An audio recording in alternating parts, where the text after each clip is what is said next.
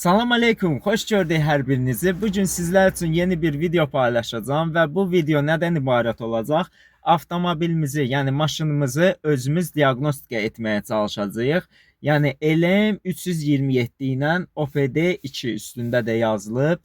Yəni deyim güclü bir usta deyiləm və yaxud da ustalıqdan elə bir güclü anlayışım yoxdur. Sadəcə olaraq həvəskar bir video kimi bunu çəkib paylaşıram və siz də istəsəniz əgər bu videoya baxaraq və bu aparatla öz avtomobilinizi rahat şəkildə diaqnostika edə bilərsiniz. Təbii ki, diaqnostika edən ustalar daha peşəkardır, daha yaxşıdır. Mən heç nə deyə bilmərəm. Sadəcə olaraq ən azından məsələn maşın alanda və yaxud da indi elə vəziyyəti olur ki, maşın alırsan və yaxud da ki, maşının özündə nəsə bir işıq yanır. Yəni bu aparatla da ən azından səhvləri, maşının aşıbqalarını deyə, yəni səhvlərini özünüz görə biləcəksiniz. Və bunun üçün mən bunu Temudan sifariş eləmişdim. 10 manata və yaxud da 15 manata gəlmişdi. Burada bəzi yerlərdə soruşdum, indi yalan doğru, biri 60 manat, biri 40 manat dedi, belə. İndi bəlkə fərqləri var, mən deyə bilmərəm. Sadəcə olaraq mən bunu Temu saytından sifariş eləmişdim. 10 manata ya 15 manata gəlmişdi, səhv eləmirəmsə. Nəysə, çox uzatmayaq, mənim avtomobilim deməli 2010-cu il Daewoo Nexia'dır və bugün mən bunu Daewoo Nexia'da yoxlayacağım. Və dostlar, bildirim ki, Opel Vectra var idi məndə, yəni bunu yoxlamaq istədim, yəni açmamışdı, məndə alınmamışdı. İndi deyə bilmərəm, bəlkə mənim maşınımda nəsə problem var idi, yəni eləyə bilməmişdim. Amma bugün Daewoo Nexia'da birinci video çəkməmişdən qabaq yoxladım və öz maşınımda olan səhvləri gördüm. Və siz də əgər bunu yoxlamaq istəyirsinizsə, vaxt itirmədən keçək videomuza. Və deməli bu dediyim diaqnostika aparatını Elm 327-ni burada gördüyünüz, indi burada göstərəcəm. Deməli maşınımızda Daewoo Nexia'da deməli sürücü tərəfi yox, sərnişin oturan tərəfdə, yəni qabaq tərəfdə belə bir kutu var. Şimdi bu kutunu da göstərim sizə. Belə bir kutu var. Bu burada olur, bağlanır. Bunu açırıq və burada dişlər görürük. Fikir versəniz, deməli qapının sağ tərəfində, sərnişin oturan yerdə, bax bu hissədə deməli bizdə dişlər görəsiniz. Deməli bu diaqnostika aparatını, yəni bu diaqnostika aparatını deməli taxacağıq bura. Bizə dəqiqə. Biraz bura taxırıq və gördüyünüz kimi bizdə diaqnostika aparatı işə düşdü.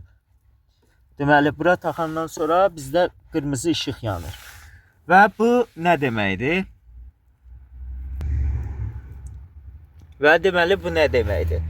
Bu qırmızı işıq yanandan sonra, yəni biz avtomobilimizin işığını yandırıq, yəni belə deyək də açağı taxırıq və xoda gətirməsək də olar. Sadəcə olaraq yəni ki, bu qaydada maşınımızı yarı bir şəkildə priboru yandırırıq. Ondan sonra keçirik, bir proqram var, o proqramı göstərəcəm. Deməli dostlar, giririk Play Marketə və Car Scanner proqramı var. Ekranda gördüyünüz proqramı. Bu proqramı yüklüyürük telefonumuza və Bluetooth vasitəsilə buna qoşulacağıq.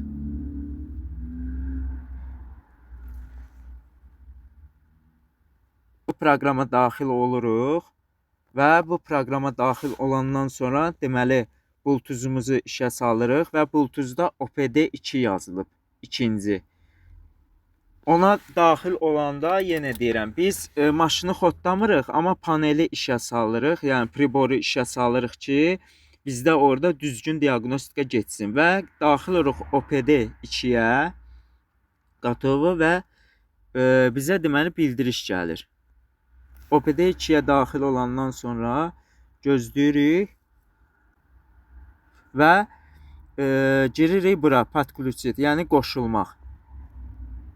Qoşulandan sonra gözləyirik və indi göstərəcəm, bizdə aparat başlayacaq yaşıl yanmağa, yanıb sönməyə. Yəni bu da deməkdir ki, və aşağıda gördüyünüz kimi hər iki sistemə qoşulub. Deməli, qoşulma vaxtında da bizim bu diaqnostik aparatımız bu şəkildə yanıb sönəcək və bu da o deməkdir ki, artıq bizim diaqnostik aparatımız maşınımıza qoşulub və bizim telefonumuz da Bluetooth vasitəsilə bu həmən diaqnostika aparatına qoşulmuş olur. Və bundan sonra da biz girəcəyik həmən tətbiqə, yəni göstərdiyim tətbiqə, proqrama və oradan biz öz bizə lazım olan, yəni belə deyək, mühərrik mi olsun və yaxud da ki, digər nə maşına aid funksiyalar var. Orada biz özümüz seçirik və oradakı səhvləri görmüş oluruq. Hətta lazım olsa belə o səhvləri biz silə bilərik proqram vasitəsilə və indi keçəcəm həmən proqrama və orada da sizə izahını verəcəm. Deməli, yenidən daxil oluruq proqrama. Proqramda giririk, deməli, mühərrik göstərən hissəyə. Burada OPD-ni seçirik, yenə 2-ni və aşağıda göstərilib burada. Var aşıbqanı silmək, yəni səhvi silmək, var onu göstərmək. Biz giririk göstərməyə və buradan hər iki aşıbqa gördüyünüz kimi 2 dənə səhv göstərib mənə. Və mən girirəm onun üzərinə vururam, səhvin üzərinə və Google-dan mənə həmən səhvin nə olduğunu, izahını verir. Yəni məndə mühərrikdə problem var. Siz də elə o qaydada öz avtomobilinizə daxil olaraq oradakı olan səhvləri görə bilərsiniz. Və burada panel var, pribor paneli var. Gördüyünüz kimi burada da mən qaz verdiyim zaman və yaxud da ki, maşın sadə dayandığı yerdə, yəni ki, orada olan bütün datikləri proqram vasitəsilə də izləyə bilirəm. Yəni siz özünüz də artıq bu proqrama qoşulduğunuz zaman artıq özünüz də baxacaqsınız və görəcəksiniz orada belə deyək, səhvlərin silinməyi və yaxud da ki, maşında olan nasazlıqları özünüz də görüb, yəni araşdıra bilərsiniz.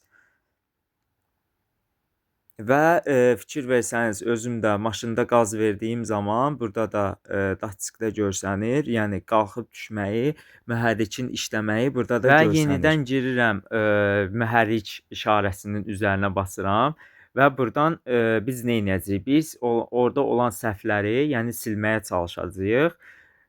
Görək ki, bu səhvlər həqiqətən yenidən əgər çıxırsa üzə, deməli bizim avtomobilimizdə problem var. Və yaxud da ki, bəzən o səhvi biz belə deyək də, o maşında olan nasazlığı aradan qaldırırıq, amma sistem özü yenidən o səhvləri göstərir. Əgər biz onu siləndən sonra o sistem görsənməsə, deməli bunu biz aradan qaldırmışıq. Əgər biz onu aradan qaldırmamışıqsa, deməli bu səhvlər biz silsək belə, yəni gördüyünüz kimi ekranda da görürsünüz, mən o səhvləri silirəm, yenidən belə deyək, maşını diaqnostika eləyirəm və o səhvlər yenidən üzə çıxır. Çünki bu maşında olan nasazlıqdır. Bunu biz aradan qaldırmayana qədər bunlar bizdə yəni maşınımızda görsənəcək və bu diaqnostika aparatı bunu göstərəcək. Ta ki biz bunu aradan qaldırana kimi. Bu qədər bugünkü videomuzda sona çatdı və ümid eləyirəm bu videoda sizin üçün faydalı olacaq. Növbəti videolarımdan xəbərdar olmaq üçün kanalıma abunə olub bildirişləri açmağı unutmayın. Videonu bəyəndinizsə bəyənin. Sağ olun, hələlik özünüzdən müğayət olun, özünüzü qoruyun. Sağ olun.